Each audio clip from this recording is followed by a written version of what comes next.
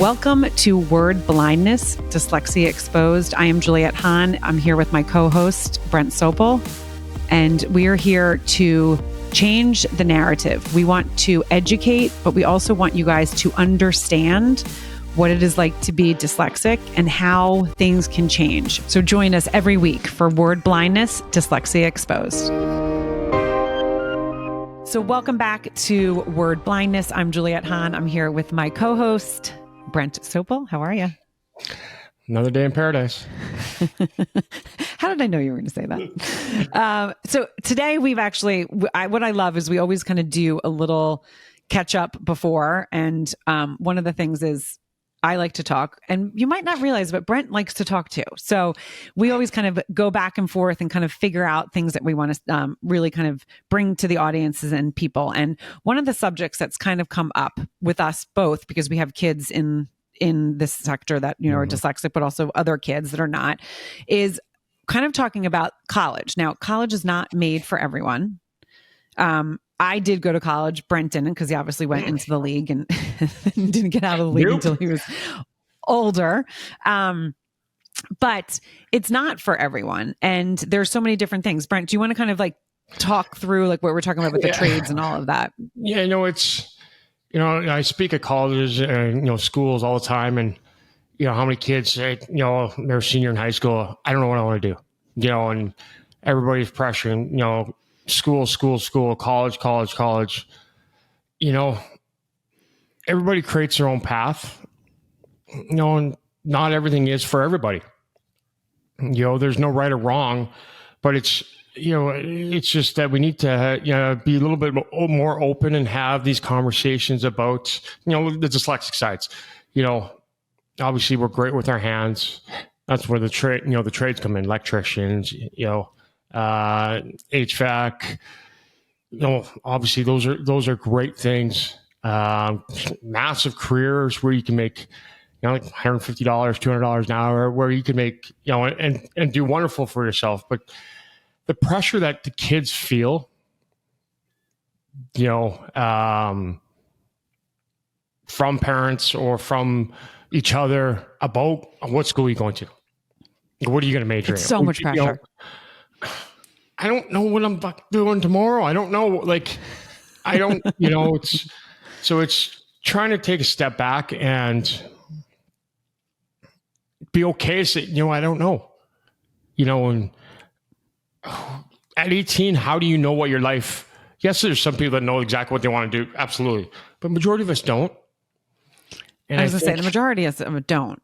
No. And I think we just need to kind of relax a bit on that pressure of school. A number of years ago, you had to go. You couldn't get a job without it. No, that's not the case. No. And school's not for everybody, 100%.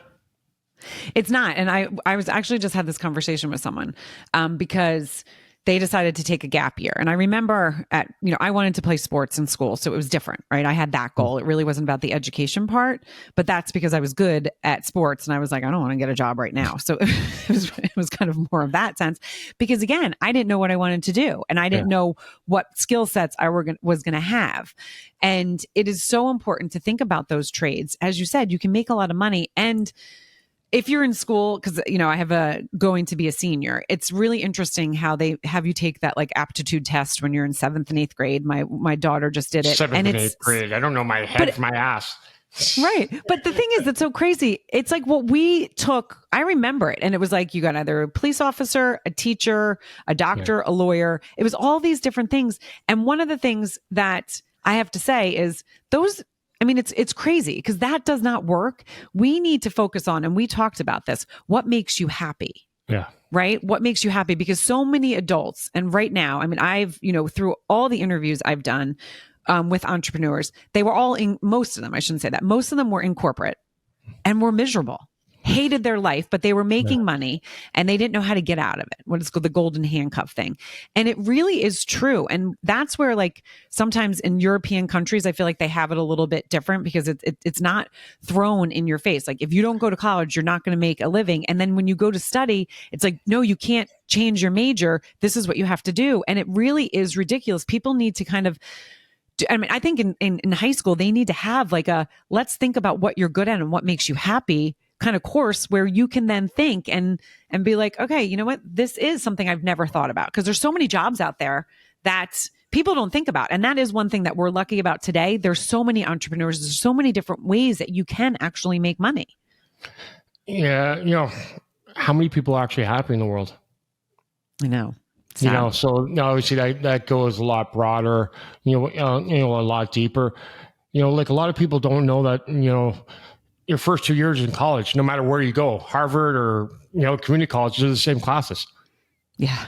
So again, why are you going? Why are you putting yourself in debt? It's okay not to know,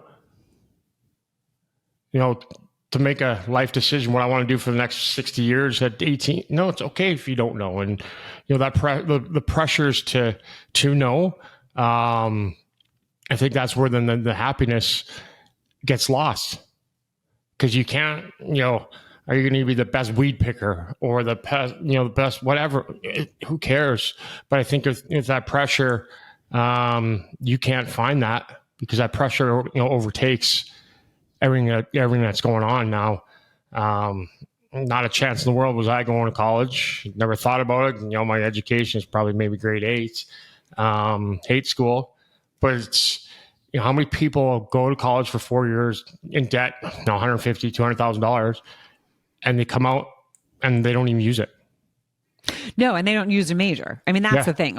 Most people don't use the major that they go into. I mean, it's interesting talking to people on the podcast that maybe went into a major, had a different kind of life trajectory, and then later in life found, and it kind of tied in. I mean, that's what happened to me. I was a communication major and I went into advertising, but I kind of did it because it was what I was good at, right? I first went in, and I think I shared the story. I first went in as a corporate fitness major because I was like, okay, corporate, I like people, I can talk, fitness, that's what I'm good at. And I had to take anatomy and physiology. And I remember going in there. I remember going and sitting down being like, oh, fuck. Yeah. I don't, okay. I hate being like, I can't do this, because if I was meant to, if it was my path, maybe I would have been able to do it, but I would have had to put so much effort and work and get so much help that I was like, you know what? I don't know. And I remember questioning it. I tweaked my back in field hockey, and I was like, wait a second. If I'm a corporate fitness major and I'm doing fitness and I hurt myself, where's that going to lead me? Maybe I need to think this whole thing out. And then I decided, I remember called my mom. I was like, I'm dropping out. This is ridiculous. I'm going to be a flight attendant. And she's like, are you good at being a waitress? And I was like, no, I suck at that. She's like, well, that's a waitress in the air. And I was like, oh, fine. Okay. I'm not good at that. So she's like, can you just stick it out? Let's think about other majors. And I don't remember what landed me on communications. I think because I was like, I'm good at it. And most people in that major were there though for like the creative part. And we've talked about how I didn't think I was creative at this point, but they were there to be like a DJ or make movies. And I was like, oh, that's interesting. But no, I don't want to do that. But those are the classes that I ended up actually really falling in love with. I think I wrote a pilot for, and I still have it. I was like, found it the other day, like a TV pilot that was like one of the classes, and you got graded on it. Now, writing again was tough for me, but I was able to do this because it was exciting. I like built characters and talked about people's stories, which now connects me to what I'm doing. But I didn't use any of that for, a number of years. When in advertising, I didn't. I was in advertising sales.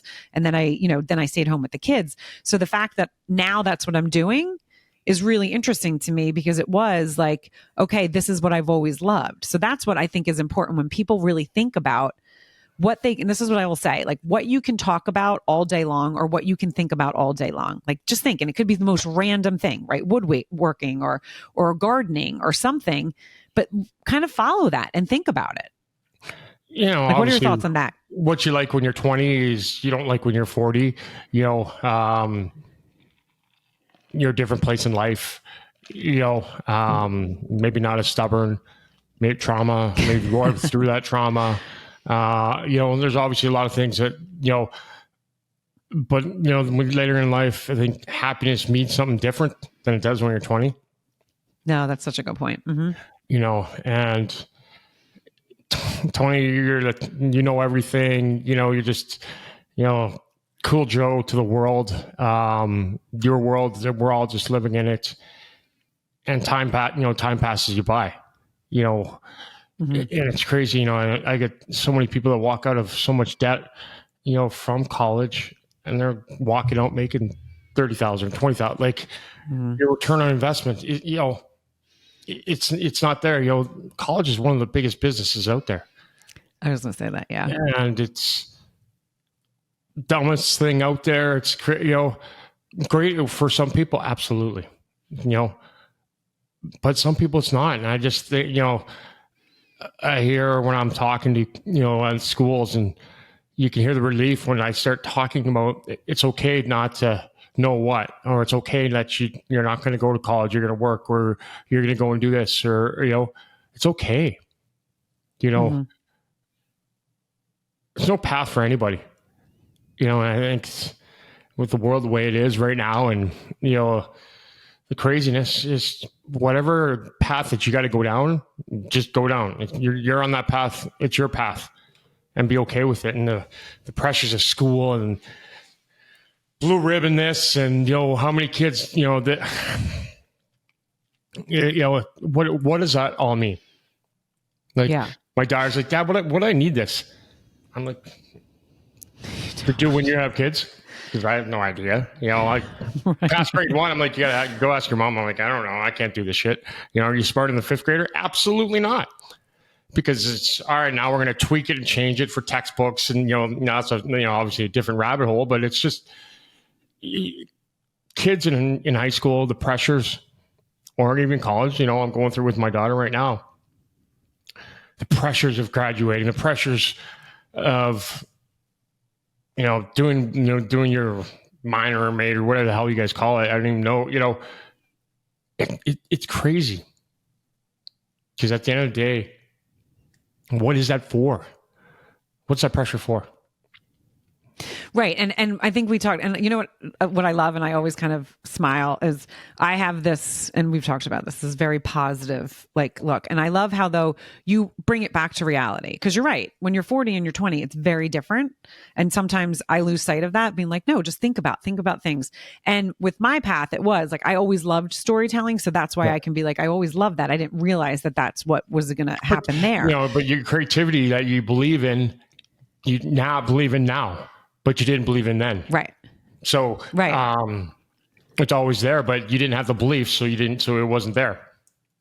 Right. No, it's so true.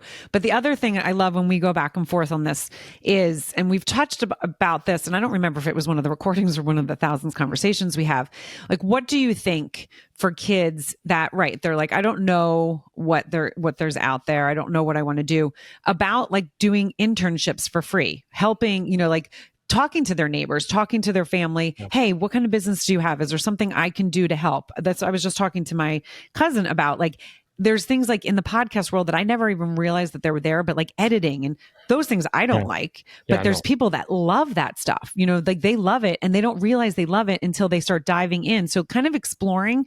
And what I've said to my kids all the time, it's more important to me for you to find out what you don't like.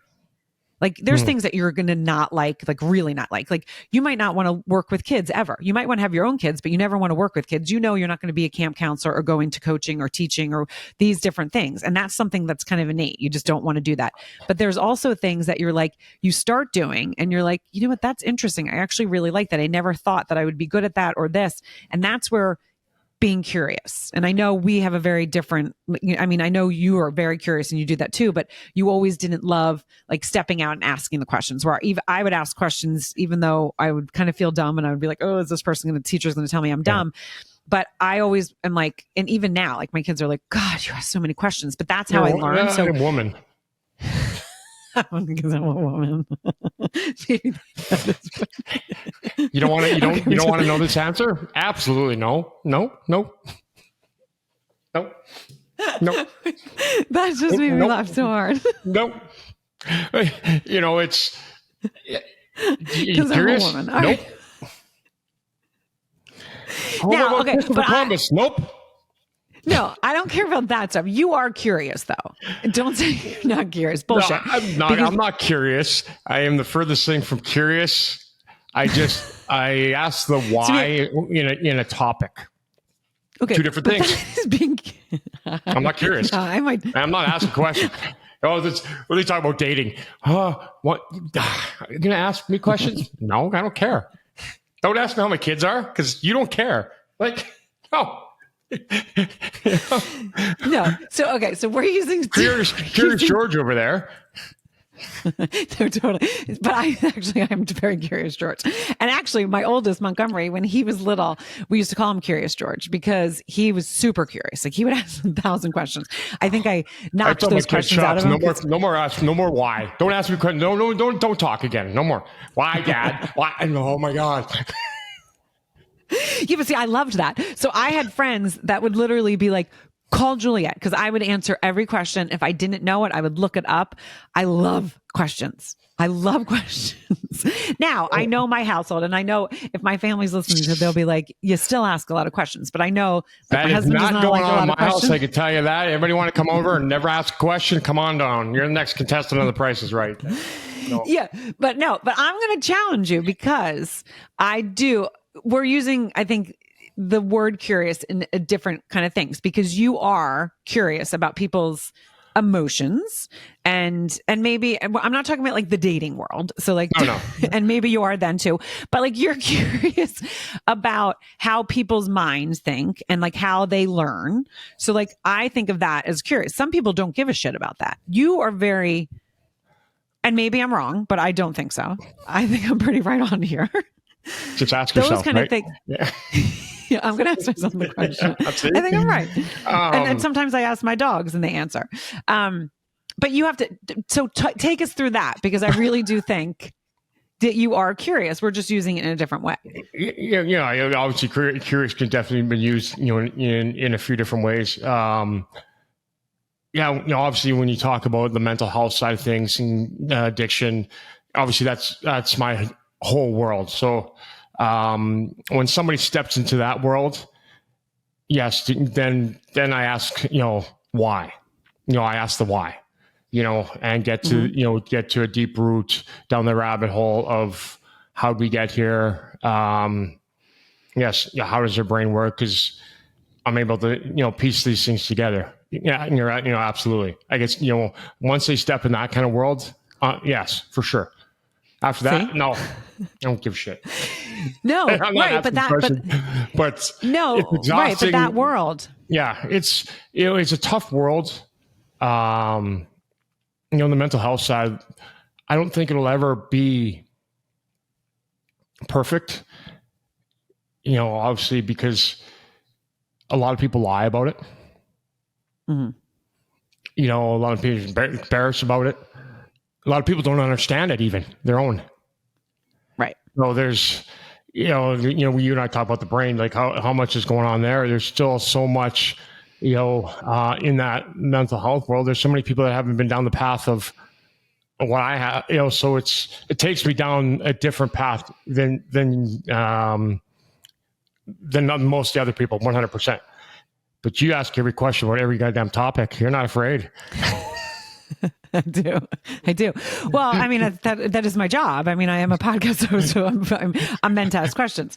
But it is like for me, it's interesting because I like the way people's mind works too, and how I like those connecting those dots, right? Like, okay, how did this happen and why? And then my brain goes and I'm like, interesting. I wonder if this is how it is.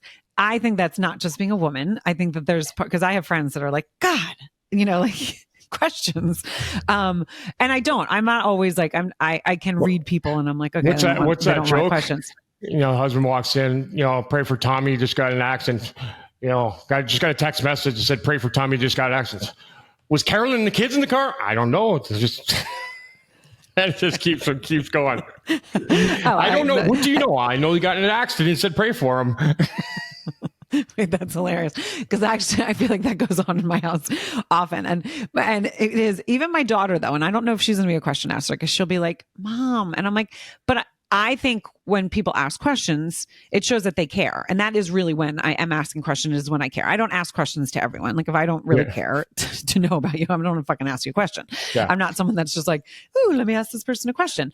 But I like to know, again, how people work, what their connections. So I think, again, and we've talked about this with the empathy. being dyslexic, ADHD, we do have that extra empathy chip. And so it is also kind of digging into that. And yours, again, is like, your strength because of your trauma. You do, and you can relate with people. And I don't know if people realize this, but you talk to people all day long and really help them get through some really tough times. And I think, for myself is I don't have to ask the questions. I already know the answer. Mm-hmm. Like you have to, you're asking that question. A lot of them, I don't have to. I set it up with an earlier question. How do they respond?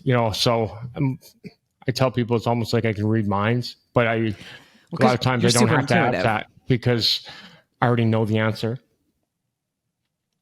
And so I don't have to keep going back a lot of times if we're in that mental health stuff, you don't want to because it's not, it's trauma.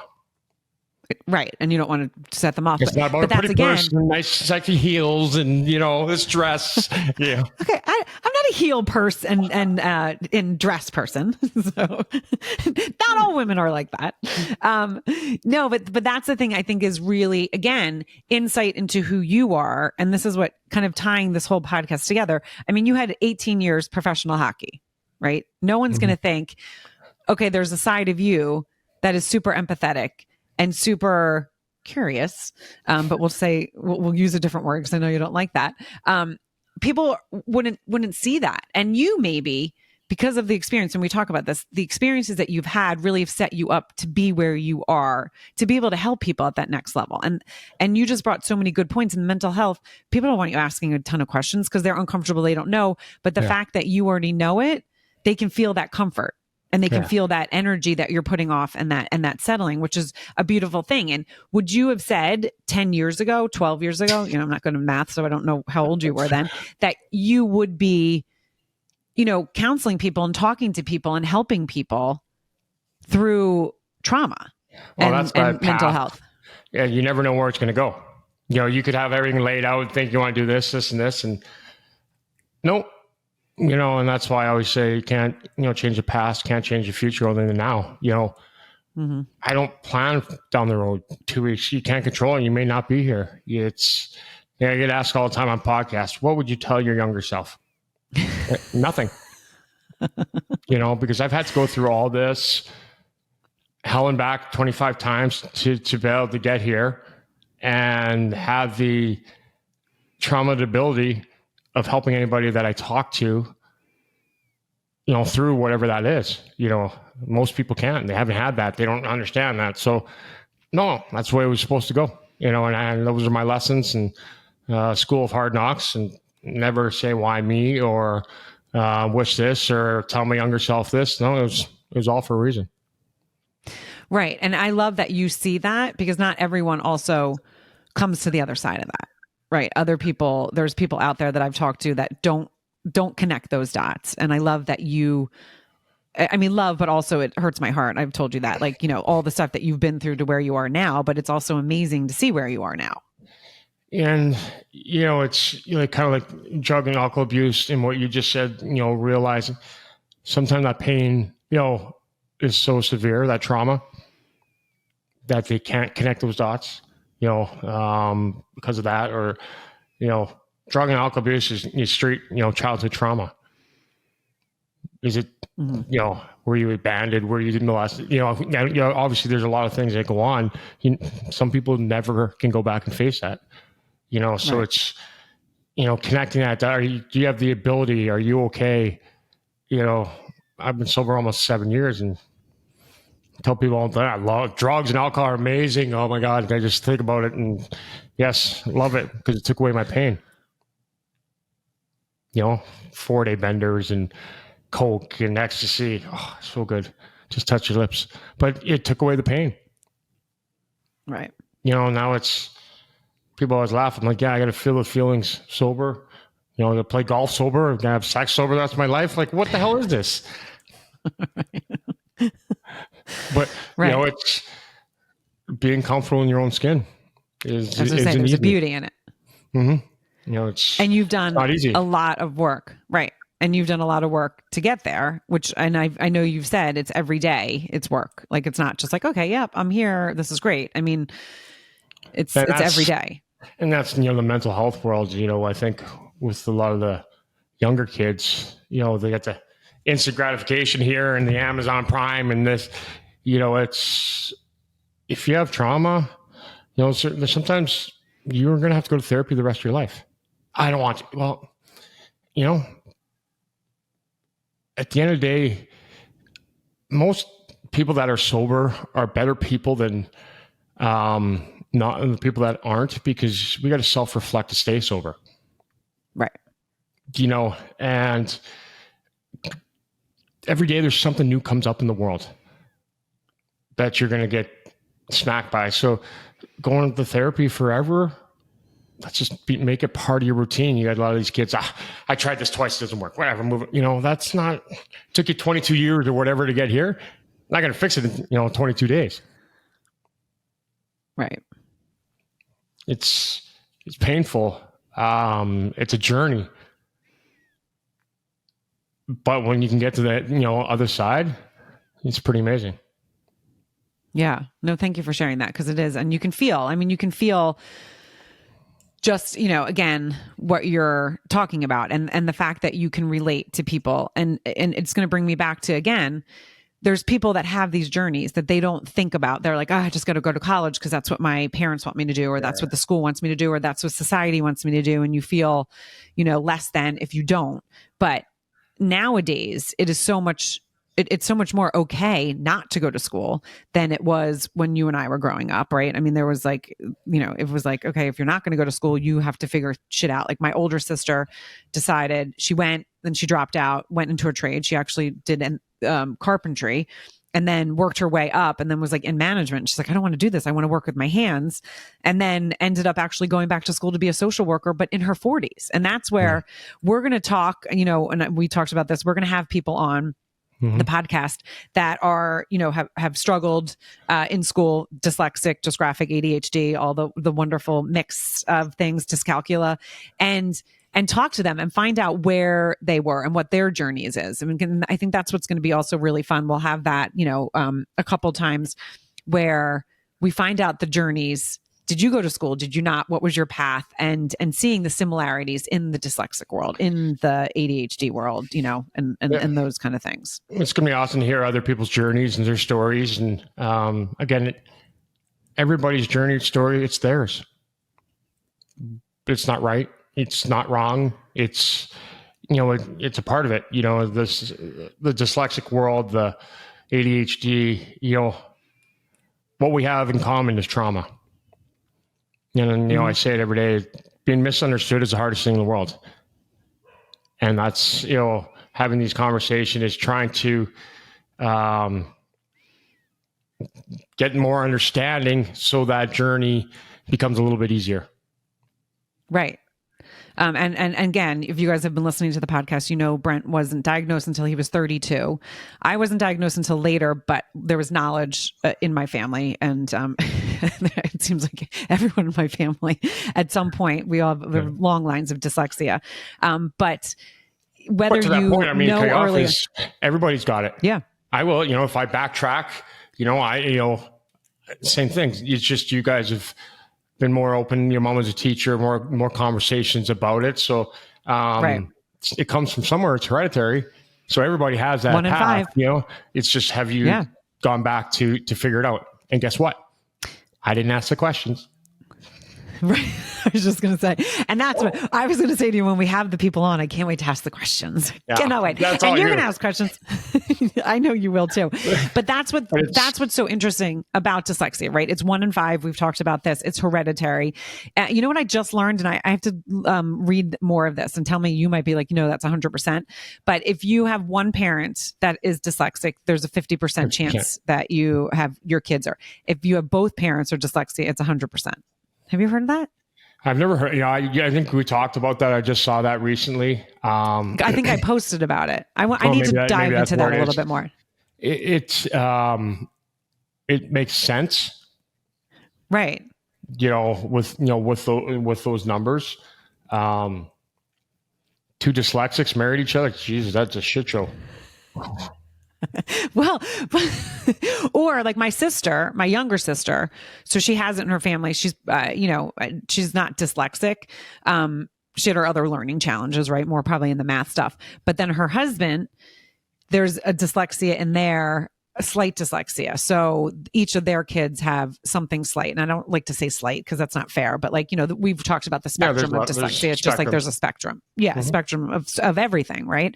But it is interesting to know that statistic and interesting to think, okay, right. If you fall in love with someone that is also dyslexic and you're dyslexic, also there's a lot more of understanding there. Huh.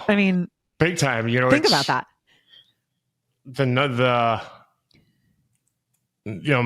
Dating a non-dyslexic or marrying a non-dyslexic, our brains are so different. They got to be like, what the hell are they doing? Like, what are they? For me, like coaching hockey all day long, not one person understands what I'm talking about. So you can imagine in a relationship, what are you talking about? No, it's not there. And I remember I was in a relationship. We used to look at pictures on the wall and we'd see two different things. Yeah. She'd be like, what do you see? This, and this. What? Where do you see that? So. And that's the right, and I don't mean to interrupt you, but isn't that the right brain versus the left brain? The right brain will see a certain thing where the left brain sees a certain image. And those are like those images that are, it's like, it's a horse or it's a lady, right? Or there's one on Facebook, it's find the animal, it's hidden somewhere. When you find it, it's right fucking there. But it was crazy. I'd never get it. She get it every time. But my eyes would start on the outside and work in. She goes right to the middle. There it is. I'm like, what the fuck? Wait, that's so interesting. Different. I do the same thing. I go outside and then I bring it in. Yeah. So it's like a square and then I go to the next thing and I do the next thing. Later, and then to the middle and there it is, everyone's sleeping. Like what but it's so we are so different, and I didn't realize how different till, the last 6-8 months for me, coaching, when I've got coaches saying, apparently I've been out here a month. I have zero clue what you're talking about. And we talked about the simplicity, right? Yes. Breaking it down, when you break it down so simple that it's stupid, that nobody else sees it. So back to the relationship part, like, what are you doing? What are you talking about? Like, that's red. No, it's not. It's, it makes for the interesting. And that goes back to the understanding and the diagnosis, and, learning who you are and what you are and how you are.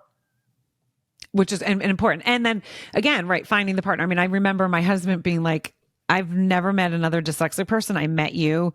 And I feel like everyone around you is dyslexic. And I was like, well, it does run in families. If you buy but even like friends, I'm like, oh, I never seen this car, but now it's everywhere. Right now it's just, and that's your family, again, was taught, it was a common, everybody knew you guys talked about it. Myself, diagnosed at 32. I never even heard the word. I know, which again, always. So look at the spectrums that we're talking about. You guys are the positive open book, fucking shit. And then, the Americans, you're the the American, and then you got this side where I didn't hear the word till I was 32, and I still at that point, I'm like, what is that? And so it's crazy how different it is, but like your husband said, now you think everybody's just 1 in 5. We're talking about 20%. That's right. A lot. It's the difference is you guys talk about it, you guys know it, you just diagnose it, and you got the other island, myself or most of the people with that embarrassment and stuff that no talk. Right, and I still, and whenever you say it, it's always like blows my mind. And I know, you were still playing in the league at the time, your daughter was diagnosed when she was in 2nd grade. And that's when you were like, wait, this is me. Some questions.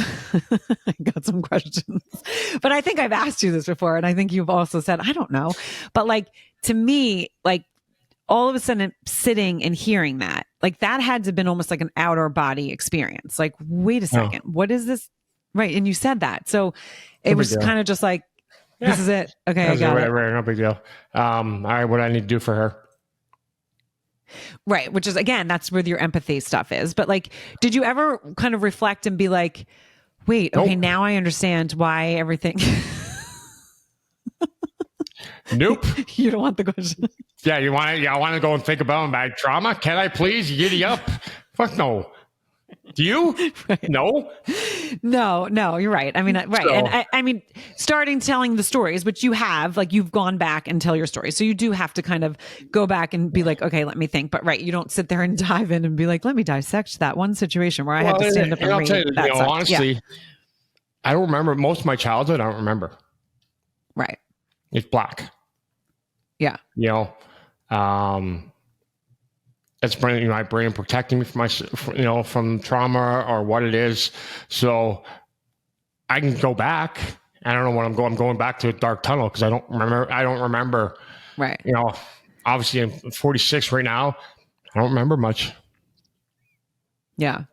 Well, do you also think that, and again, it's probably you protecting yourself as well, but do you think, because I think we've talked about this, like you live in the moment, right? Like I'm not someone that like, I live in the moment. I don't really look back. I don't really look forward. Like, I'm like, okay, there's times where I'm like, okay, I need to plan when you have 3 kids, right? And you need to like, and you have a business, you're like, okay, I need to plan a little bit, but I am someone that's such in the moment. Like I'll have family members that are like, can we schedule like where we're going to meet, next? And I'm like, I do my schedule week by week. Like I look, like I have friends that will be like, can we carpool? What are you doing on this date? And I'm like, I don't know. I can go look, but I need to like schedule my week and then I'm good. I do schedule things out, but I don't look at them until the week before it happens because that's just the way I work. All my kids are older, so I don't have to worry about, my youngest is 19, so I don't have to worry about that. Yeah, I just live for now. Like, all right, what I got, no, I don't look back just like history. No, I don't care. Christopher Columbus, who was there? Who wrote? Where did Christopher Columbus write it down? On some paper? What do you mean? Paper and pen back then? You're full of shit. I don't, I live right now. Like what I got right now, it is 11:45, couple text messages, I get head to the rink. That's it. I don't know any further. What do you want? I have no clue. Right. I've learned, obviously it's for the moment because again, you don't know if you're going to be here.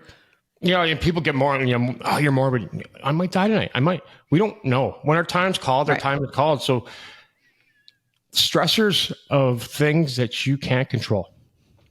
Yes. And it's such a good reminder because if you can't control, right, there's nothing you can do about it. So why are you worrying about it if you can't control it? This guy cut me off. Honk the horn.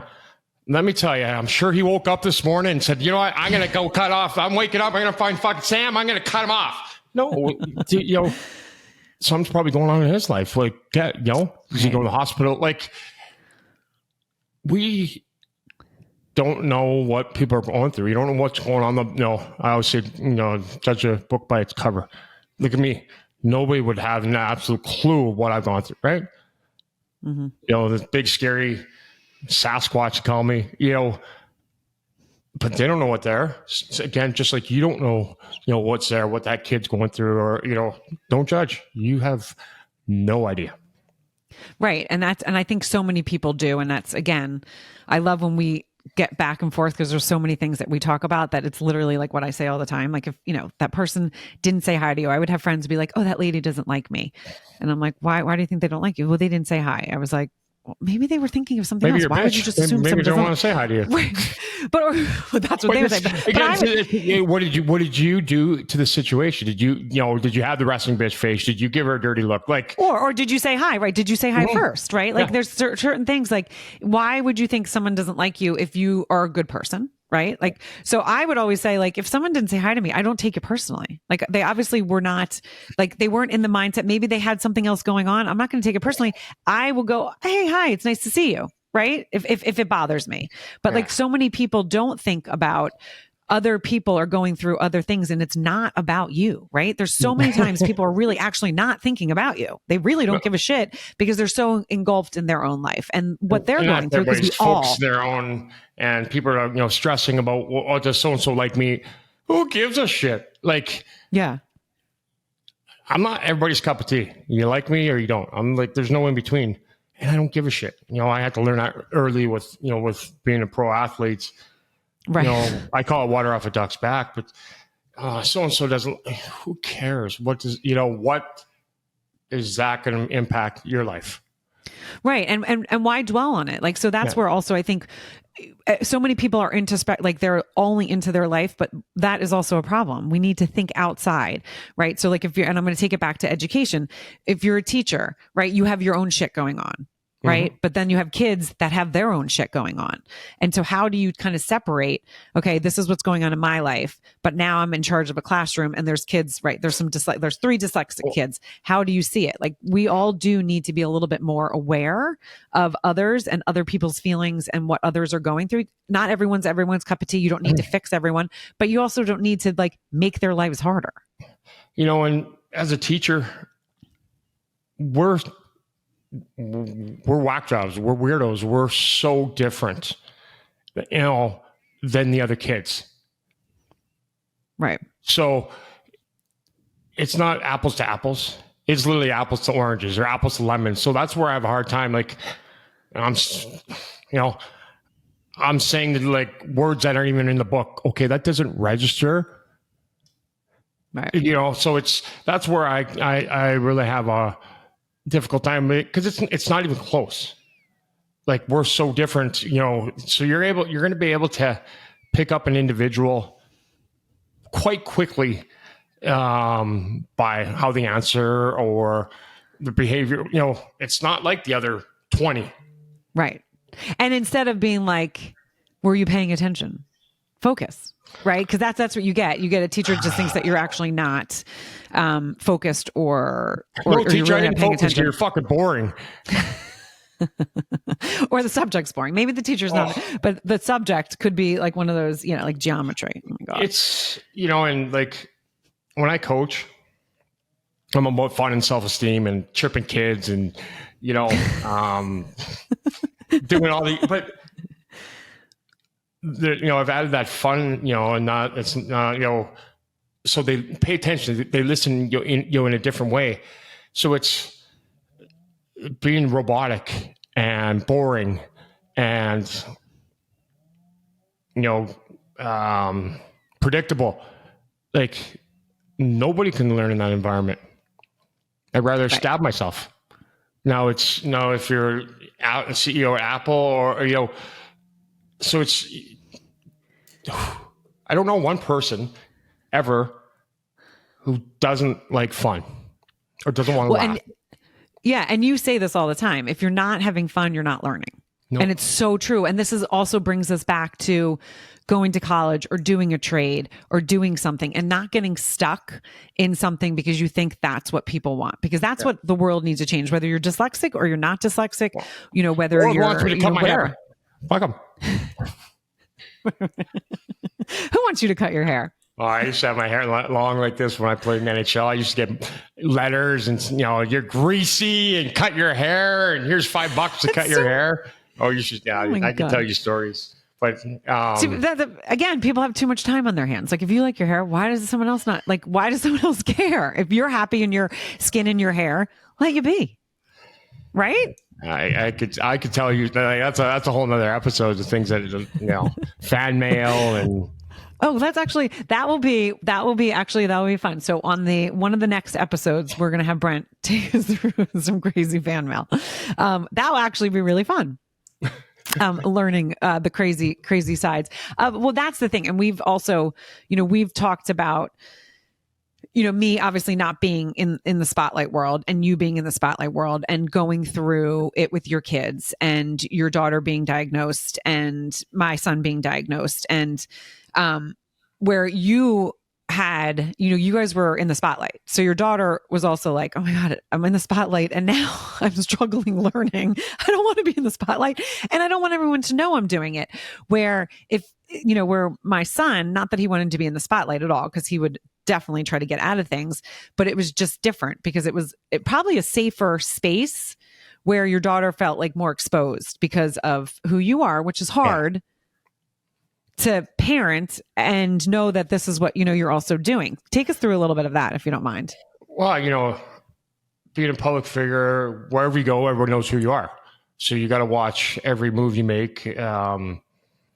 Walk in a restaurant, everybody's heads turning. It's people like, how is it? I'm like, that's my life. So it's my life. Bringing new people into it, they're like, this is weird that person's staring, or then when it came to my kids is they were never allowed to be photographed for newspaper. Mm-hmm. And again, those are my kids, so everybody knew those kids. And did they get treated differently? Absolutely. Did they get bullied? Yes. Did a lot of shit happen? Yeah, 100%, because they AKA had a target on their back. So they grew up, very differently than other kids. Yes, they were always exposed everywhere they went. People, so and so kid. Kids aren't nice as it is. So then if I got traded, go to a different school, they're that target. So my kids definitely grew up differently. Definitely trauma from it. Definitely were. There's a good days and bad, just like anything else, but it's a different world when you've got to watch everywhere you go, what you do and how you do it, because, like myself, I'm getting judged for every step I take. Right. And that's the thing. And then bringing it to like your daughter where she's struggling and then thinking about, okay, people know that she's diagnosed because now you're talking about it. Like it's just such a different world. And again, people need to be thoughtful of this, because here's another thing. When you're a kid and there's someone that's like, oh, your dad's a professional, player. Oh, that's so cool. Right. And then there's certain ages that maybe their parents didn't like you. Maybe and then they're like, no, absolutely. He's a bum. Yeah. So then then they give shit. Guy's a terrible hockey player, can't skate. He sucks. I could go on and tell you stories, all day, 100%, But so that's also where people need to think again, right? Why do that? Like, focus on your own life. So many people need to focus and heal themselves and not try to give trauma to other people because, hey, it is what it is. But it is the world. I mean, it is the world of these guys yell at me, you suck, you can't play. I'm like, dude, come on, put your skates on. Let me see. You've never been on the fucking ice. You weigh 300 pounds, dude. Shut the fuck up. It's those guys, the keyboard tough guys, that hide behind it. It's not the other ones that stand right up front. It's always those cowards that aren't afraid. So it's funny how that works. Thank you so much for joining Word Blindness. We are so excited to be sharing these stories and our stories. But what's important is to rate, review, and share this. Share this with as many people, because you don't know in your world who needs to hear this. Yeah, you truly can save a life. When we do say this, you don't know who doesn't know who this will connect with. And you can truly, save a life. I know it kind of sounds crazy by saying that, but you truly can by, sharing this to anybody you can. We'll see you guys next week.